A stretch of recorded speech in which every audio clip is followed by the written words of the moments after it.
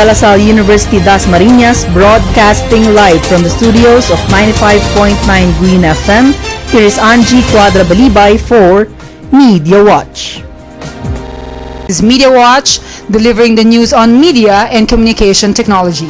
Watch out for a Media Watch exclusive with DLSUD film professor Neville Carbon talking about film trends. I am Angie Cuadra Balibay, and these are today's Media Watch headlines. Philippine Daily Inquirer steps up its online presence by joining Outbrain content delivery platform.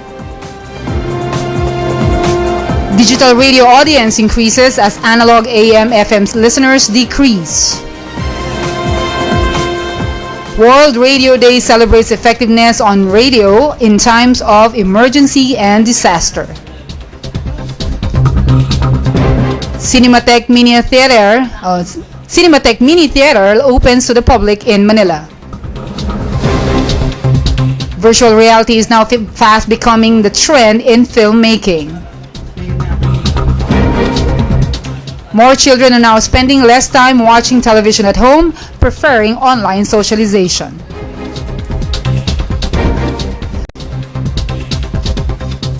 Facebook advertising revenue increases amid innovative online marketing. Those are the Media Watch headlines. These are the stories in full.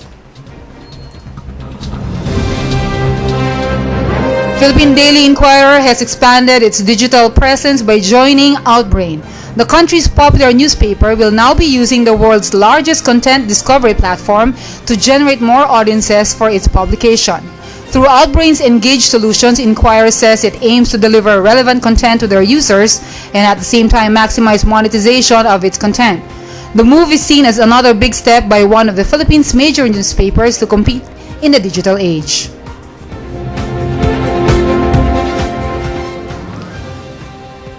Digital radio listenership has been seen to increase as AM/FM analog audiences are decreasing.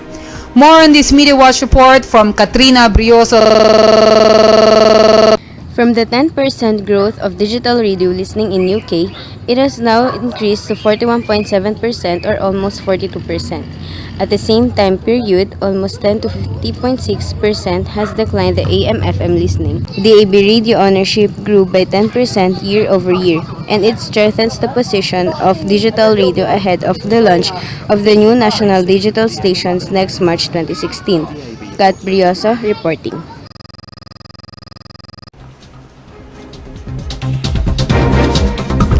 Radio media was hailed on World Radio Day this year for being an effective medium in times of emergency and disaster. UNESCO led the celebrations around the globe on February 13th with live broadcasts on the United Nations Agency's website. International broadcasters went live on the UNESCO webpage www.worldradioday.org and heard worldwide on Wiki Radio. Various community radios from several countries were heard broadcasting stories about the spread of Zika and Ebola viruses, the lives of radio journalists and refugees. World Radio Day was presented by regional, national, and international broadcasters, NGOs, national authorities, media, and the public. The first mini movie theater in Manila was recently opened by the Film Development Council of the Philippines. Cinematheque Centro Manila in Ermita is a facility with 101 seats for Filipino moviegoers who enjoy classic Filipino films and independent films. Cinematheque Manila is also screening foreign films in celebration of the National Arts Month this February with the features of both local and Argentinian films. The new facility also offers a museum that displays vintage film equipment, artifacts of Philippine film culture, and statues of 6 iconic Filipino film directors. Sundance Film Festival has presented virtual reality as the newest trend in filmmaking this 2016. Luis Parr has the Media Watch report. Originally driven by the video game industry, virtual reality is now predicted to be the next big thing in filmmaking, whereas according to the statement of Peter Jaffray, an investment banker, the VR industry will hit up to 12 million this 2016 and VR films are expected to be present in major film festivals. Chris Mercado, a comm student and filmmaker enthusiast, stated that she would love to produce a VR film one day. Filmmaker na enthusiast, film enthusiast. Gusto ko ko din ma-feel din na talagang nandun ako sa movie. Chris Mercado is delighted with the possibilities offered by VR filmmaking. Nornelin Cachuela, a professor in film subjects in DLSUD, says that this breaks the tradition of filmmaking. Good and bad. Good kasi it explores new ways and means to be creative in terms of making films. And plus it offers means of creating stories.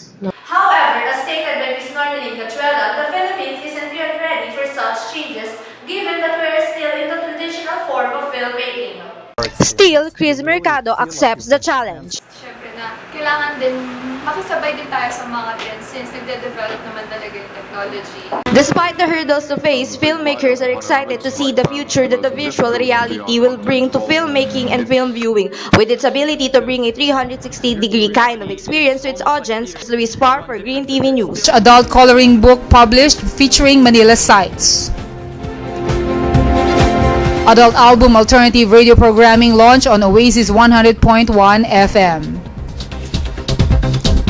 Study shows family home TV usage of children declining in favor of online socialization. Second Cincuento Film Festival now open for entries.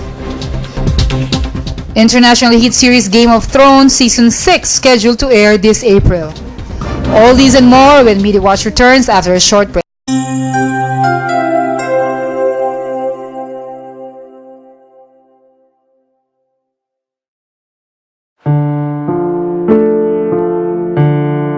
Ang sweldo ng asawa ko isang araw, 500. Kaya lang, gipit pa kami.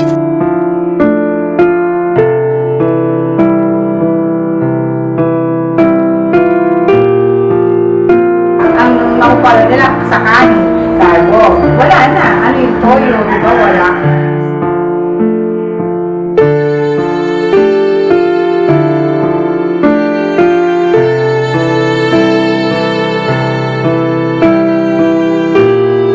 O bili mo ng bigas, gano'n. Para sabi, may ano tayo, may makain.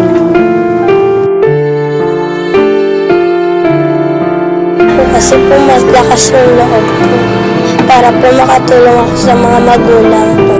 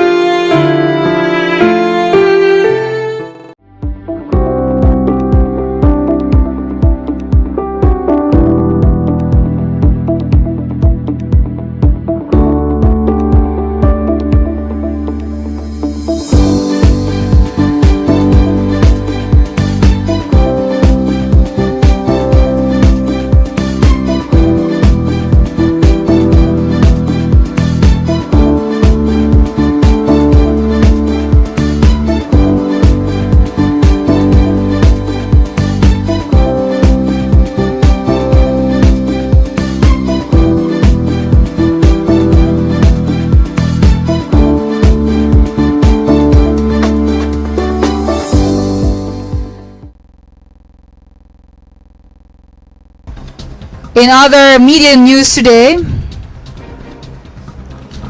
the worldwide trend for adult coloring books has reached Manila.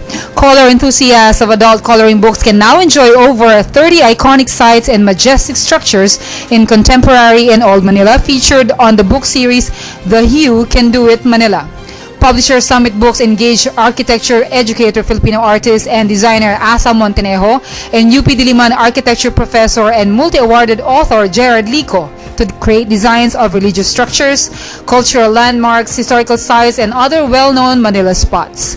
The new series of adult coloring books is unique from the usual books, showing canvas and doodles. Children are spending less time with family at home watching television and are turning more to online socialization. More on this Media Watch report from Charmaine Sevilla live from the ASEAN Village site at the Lake Avenue. Children in UK spends less time in television according to the annual media monitoring report. The survey with 2,005 to 16 years old consulted with an increase of 50% with regards to ownership of tablet computers compared last year. The Child Rights Research Agency describes that this sudden shift was a landmark change. Young ones are devoting much of their time socializing in the internet rather than spending quality times with families at home. This shift can also be attributed to the rise of handheld services and video-on-demand services such as Netflix. So here is Joanna Torres from CLAC to give us her opinion about it. Para sa akin, mas prefer ko yung social media kasi usually kapag nag-surf ng internet, nag-multitasking ako. So at the same time, gawa ko ng assignment, walang kinikilig. So for me, mas madami kong magagawa sa social media, sa internet, or kung saan man. Unlike sa TV, manonood ka lang. So yun, at least doon, social media, nag-work na ako, nakakagawa pa ako ng something na creative or na-entertain ako. While sa TV, manonood lang ako. So this is Charm Sevilla University, reporting from University of Lake Park for Visa Watch. Thank you very much, Charmaine Sevilla, reporting live from the Lake Avenue for the Lasallian Fest, ASEAN Village. In the meantime, the second Cincuento International Film Festival is inviting the public to send in short films as Here is Abby Mijares for the Media Watch report. To give voices and hear the thoughts of every Filipino all over the world through the use of film. Marco Maestro is a fourth-year communication student who experienced participating in film festivals before. For him, SIFFMP is an opportunity for those who are interested in film. Isa siyang napakagandang balita, lalo na sa mga amateur filmmakers, lalo na sa mga estudyante. Dahil dito, mahahasa sila, ma-expose sila sa maraming bagay galing sa mga professional na filmmakers. Cincuento Film Festival started as non-competition in 2013. 2 years later, they opened the competition to the public, particularly the Filipinos all over the world. Beneficial ang film festival sa mga local filmmakers kasi napopromote nila yung pelikula tapos napopromote nila yung sarili nila. So exposure sa filmmaker. Pero maganda yung exposure na binibigay ng film festival locally o kahit international kasi nabibigyang pansin yung mga new breed na director o kahit sino mang bahagi ng film production. Professional filmmakers, amateurs, and students are welcome to join the competition. It is much easier for people to participate as the film festival is open to any type of film. Nakikita kong sarili ko na magpasa dito, lalong-lalo na kapag nakagraduate na tayo at nakapagtapos na ako, mas maa-apply ko yung mga natutunan ko dito sa institusyon sa larangan ng pagpipelikula. If you are interested, you just have to send a film entry not longer than 30 minutes. The deadline for the submission of entries for the next SIFFMP is on December 13, 2016. International television hit series Game of Thrones is returning for the 6th season this April 24th on HBO. The TV series is based on George R.R. Martin's novel A Song of Ice and Fire. Teasers and posters revealed some details of what the story for this season will include. Avid fans of the show have started posting their own predictions of plot twists, such as Jon Snow returning alive after supposedly dying in Season 5. Up next on Media Watch, Comelec partners with Twitter for national elections. Facebook marketing innovations increase digital advertising revenues.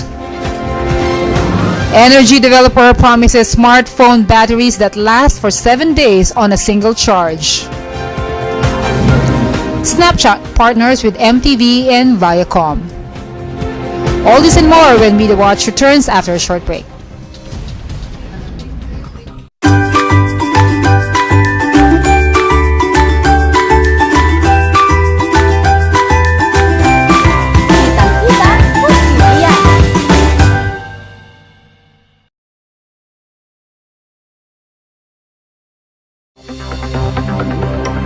Watching television and are turning film or movie going is growing internet blind in favor of online socialization. This is Media Watch, delivering the news on media and communication technology.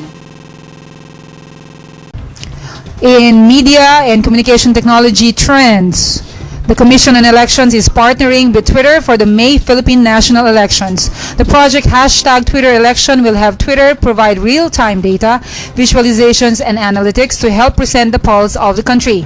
The project also grants voters the ability to interact with the candidates during the live debates with the use of tweets, vines, and periscopes as virtual microphones.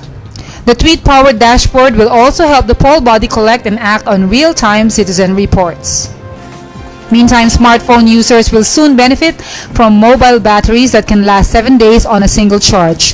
Intelligent Energy Holdings will use their hydrogen fuel invention, which is currently used in car batteries, to power mobile phones with batteries that last longer.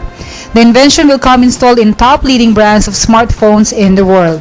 The fuel cell maker anticipates a new battery to be a hit in the market with smartphone users who use a lot of apps, games, Wi-Fi, and social media sites that drain the batteries.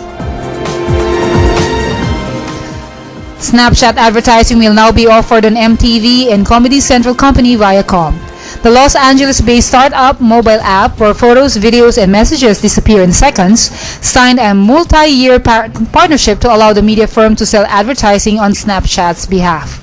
Viacom already has a deal with Snapchat that carries content for Viacom-owned networks, Comedy Central, and MTV.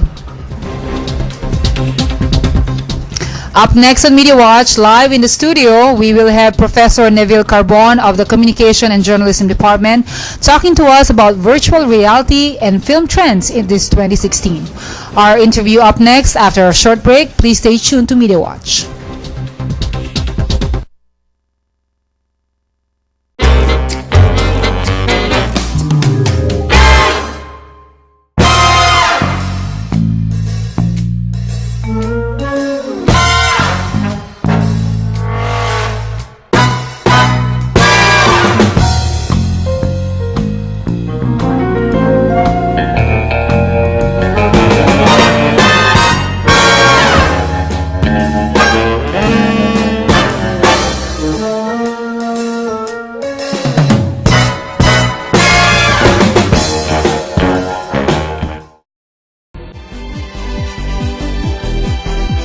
Everyone has a story to tell. Everyone has at least one good story to tell. Now you can listen to these stories of positive action, triumphs, and inspiration. The best Filipino pride stories of our time. Dahil Basta good news, dito ka sa 95.9 Green FM.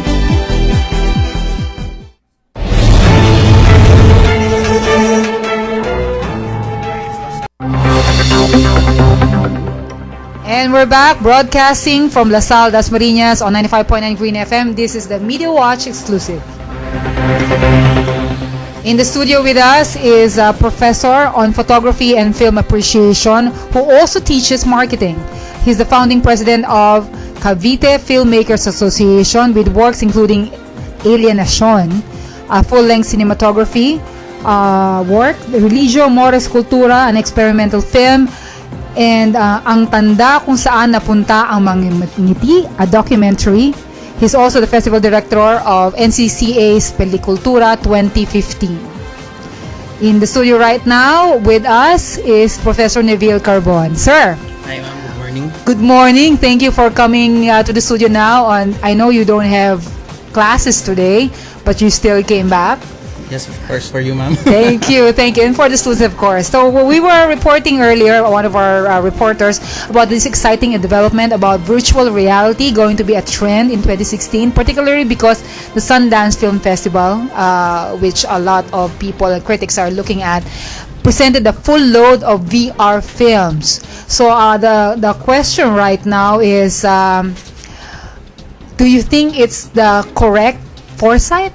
Because the Sundance, is it a good measure of a possible trend this year? Sundance coming out with a lot of VR films? I actually have a mixed reaction when regards to virtual reality filmmaking.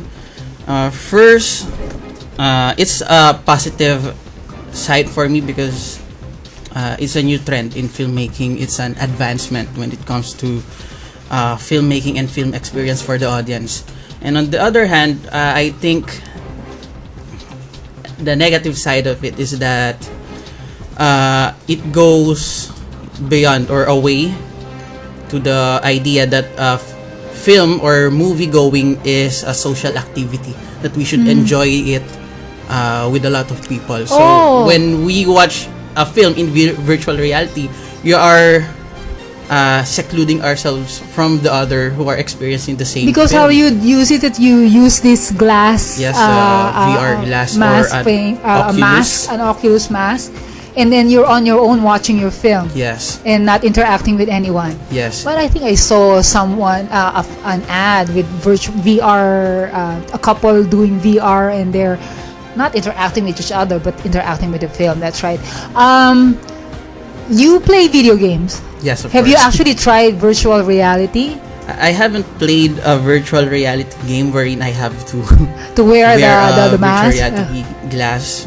But in general term, when you say virtual reality, it is a make-believe world. So every video game is a virtual reality. Now, in filmmaking, when you say is a virtual reality film,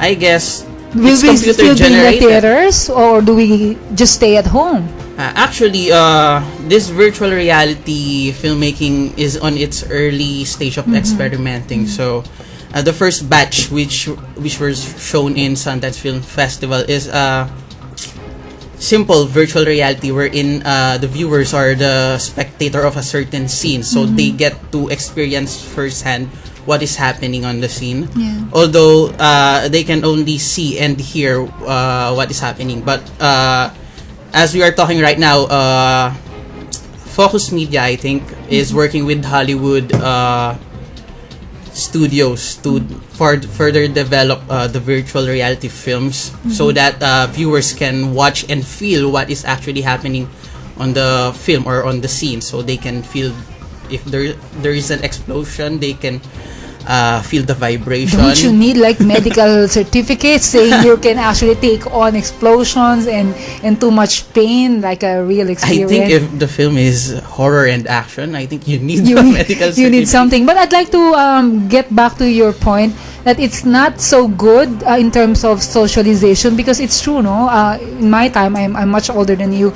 We go to the theaters with family, friends, and mga karelasyon, Yes. just to enjoy the time together, and not just the film, but Just because film watching or movie going is a social gathering, it's an Exactly. event. So if you put in this virtual reality, it's not going to be a nice date anymore because you're on your own. yes, you're on your own. Oh, that should be an interesting study. If this actually develops in full, it's going to be a lot of studies in communication study and how this is working. But thinking, I heard in the news and I read somewhere on the site that some Filipinos have actually created VR games for the industry. But in terms of filmmaking, do you think VR with the Philippines, is the Philippines ready? Skill-wise, I think yes, our filmmakers are very skillful. If not the best, they're one of the best filmmakers in the world. So I think they are ready. But I guess technology-wise, if Hollywood studios came up with this Five Senses VR film, What's the Five Senses VR that I hear, I feel, yes, everything? You can actually experience. You're in the movie, You're in the immersed in it. movie in person. But right now, the early stages, we can just see and hear. So I think in that stage, we can excel. We can do films in VR. But if Hollywood studios have come up with the Five Senses VR films, I think it would take us several years, just like it take us several years to come up with a 3D animation film, and Yeah. several years to come up with a CGI computer generated film, film. just like Tick Tick. So I think we will be in that spot in time, but I think not right now. Not right now. Yes. Maybe not a generation, just a few years maybe. Yes, We're a few just a years few back. years. But right now the Philippines has 3D. Yes. We have that IMAX experience. How would it differentiate? But like, what would people expect the experience to be different from VR? Aside, like with IMAX 3D, we put on this little red and blue Yeah. tinted glasses. That's what I've been contemplating for the past hours, because right now I really have just a limited idea about VR films. So I was thinking, if VR films is just you can hear and you can see in first person, then what's the difference when you watch an IMAX film? Because that's what IMAX films are giving you, the reality of the film. Yes. So I think there's no difference at all right now. Because except it's just for the watch fact and that you're watching it alone.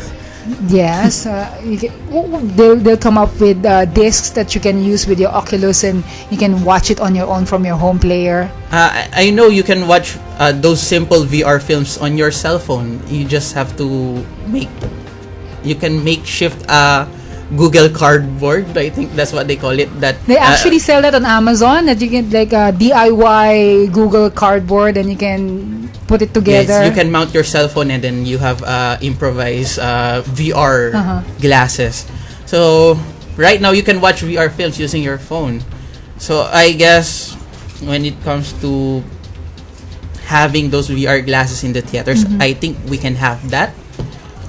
Because that would be a lot of investment, like converting a theater into a VR theater. Yes. So you have to supply equipment. But I think selected theaters would transform their theaters into VR theaters, just like SM. They were right now we only have IMAX theater in SM or Yes. some other malls. So I think not all malls will convert to it. But don't you think this is a way for the film industry to actually bring people together again? Like if we start making it modern theaters, converting the cinema theaters right now are being used for seminars, religious activities, and mostly not patronized by people. But if people get curious enough about VR, and you have a theater with VR equipment, you want to go and see and check it out because you don't want to buy it yet because it's pretty expensive. I think this is a good opportunity for Filipinos to enjoy film and appreciate it. But a factor that hinders Filipinos to watch film is the price. Yes. That's why not everyone has experienced IMAX. Good not point. everyone has Can you experienced the imagine? directors. So how much are we paying now for a movie at 300 for a regular? A regular movie is around 200. 220. Yes, and when you go IMAX, it doubles that.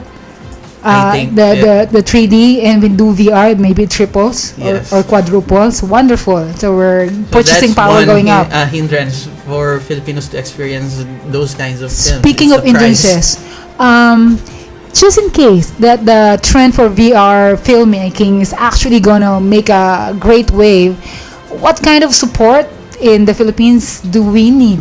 Does the film industry need? Because you said people here, artists, and are skilled and they're creative enough to come up with material for that kind of medium, but what kind of support do we need from the public, from the government maybe, or private organizations to make it real? Right now, filmmakers are actually getting support from the government through NCCA. So I think that's one. Another is, and very important, is the public support, because actually our number one competition is Hollywood films, and we almost got our industry closed because of them back in the 80s up to the 90s. We are yes. producing 200 films, and by 2000 we only produced 20 films. Wow. In a year. 20 full-length films. Yes, 20 full length. So from 200 a year, it goes down to 20 because of Hollywood. Of course, it's not just Hollywood films, it's also the cost, but that's one factor. So people actually appreciating and going to watch Filipino movies is one support that we can get, so that we can come up with quality films and produce more films. Financial support from businessmen, I think, because invest in Filipino films. They Yes, should invest in Filipino films, and as you can see, most of the theaters right now are showing more Hollywood film than Filipino. So as you can see, for example, one mall near us yes. features 4 Hollywood film and then only 1 theater for Filipino film. Sometimes there is none. So I think a businessman and those malls who are showcasing films should support Filipino film and show more of them. If the public actually demands it, the business enterprises will actually take notice and supply them what they demand for. But just considering this, thinking about that, you have 5 movie houses playing 4 Hollywood films and 1 Filipino film. There's no other ASEAN nation film in it, right? So right now we're celebrating the Silent Festival in ASEAN integration. There are good films from Singapore, There are good and films from Brunei and Thailand. Yes. We're not showing it in local cinemas. That's the advantage right now that Cinematic was open in Manila, because they get to showcase films from around the world, not just Hollywood films, but And the public can actually access it. and they can watch it for just 100 pesos. Oh, that's Yes. pretty cheap, or It's cheaper very than the cheap. regular cinema. I guess that's a good development also. Many things are happening for the film industry right now. But what's happening with Cavite Filmmakers Association? Are we pushing our Cavite filmmaking skills and Caviteños in the industry? What's our project right now? We're still in the process of organizing the group, because most of our members are actually busy In with Manila. their full-time work. Yes, and they are in Exactly. Manila. Because So we're so close to Manila. So when you say it's Caviteño filmmakers, they're actually Manila filmmakers Yes, now, and right? because our industry is centered in Manila, that's Exactly. why they all go there. Do you think there's a point of actually organizing Cavite filmmakers? Can we actually come up with our own like Bollywood type I think thing coming from yes, Cavite? Because it's because Cavite. Batangas has done it. Yes, Pampanga, Pampanga has done it.